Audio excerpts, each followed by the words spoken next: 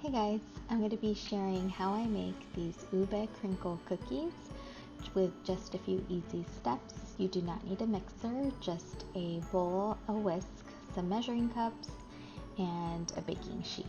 Stay tuned for the ingredients and step-by-step instructions. Okay, you're going to need 1 stick of softened unsalted butter, half a cup of sugar, a quarter cup of lightly packed brown sugar, 1 egg, 2 teaspoons of ube flavoring, 3/4 cup of ube jam, 1 teaspoon of baking powder, half a teaspoon of salt, and 1 3/4 cup of all-purpose flour, and about half a cup of sugar to coat the cookies. So first you're going to go ahead and start to mix that softened butter with your whisk. Go ahead and add your brown sugar and regular sugar, and you're just going to work at this and mix it until it becomes smooth and a little bit fluffy and well combined.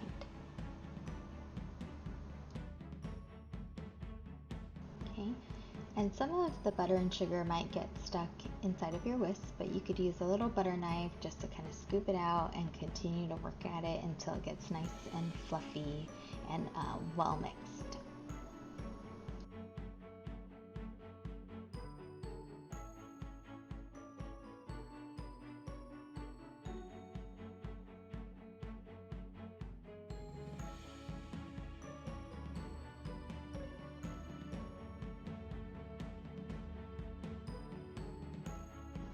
Okay, now that that's combined, go ahead and add your 1 egg and continue to mix until that is well incorporated.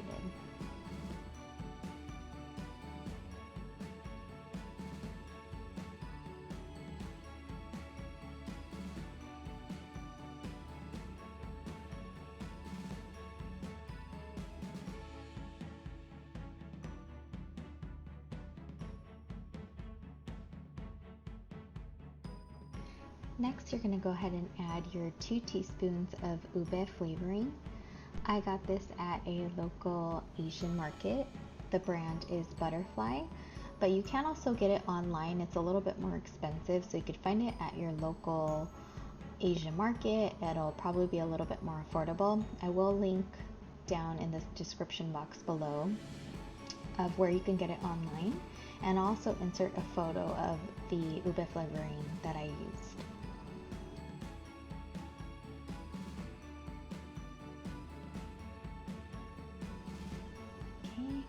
Next, you're going to go ahead and add your ube jam.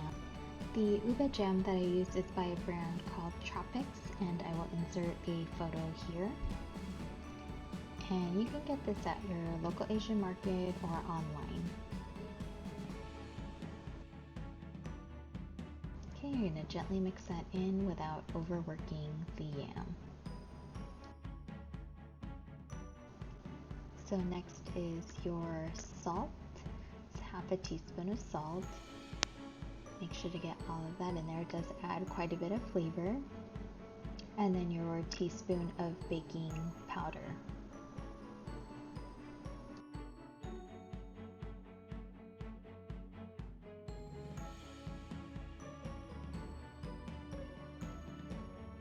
I'm going to go ahead and switch over to a spatula because I want to make sure not to overmix this batter. So once you add your flour, instead of whisking it or mixing it in, I'm going to use a spatula to kind of fold or gently mix these ingredients. And I'll do this kind of step by step and pour in the flour in batches, being careful to not overmix.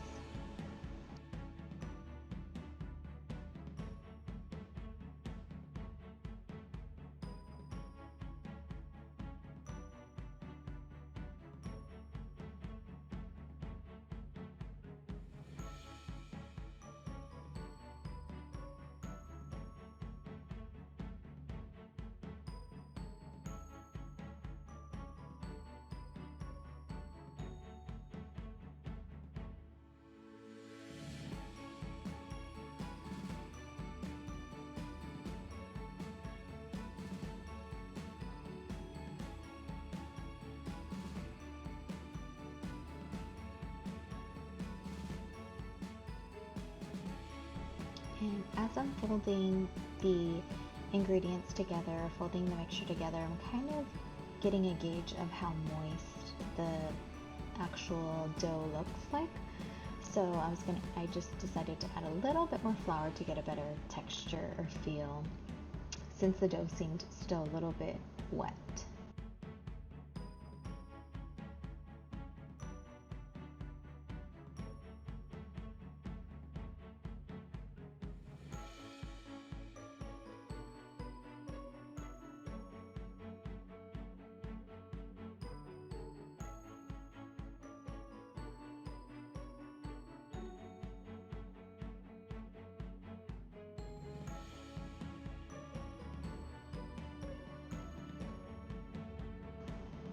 Once your dough is fully combined, go ahead and scrape down the sides of the bowl to kind of shape it into a ball to prepare to refrigerate.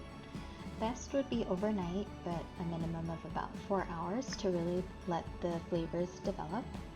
You're going to cover with saran wrap to try to get it as airtight as possible to prevent any dry surface areas of your dough.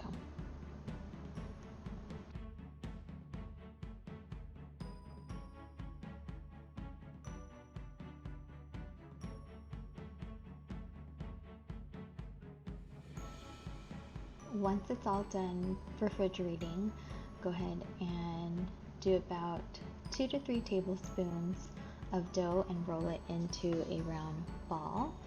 And you're going to dip that into the powdered sugar until it's fully coated, and this is what's actually going to create your crinkle once it is baking in the oven. So the key is to really coat your cookie in the powdered sugar. This is the final product of your crinkle cookies. It's important to let it sit, and this is what the inside of the texture looks like. They're very delicious cookies. I hope you enjoy. Make sure to try this recipe out. Thank you.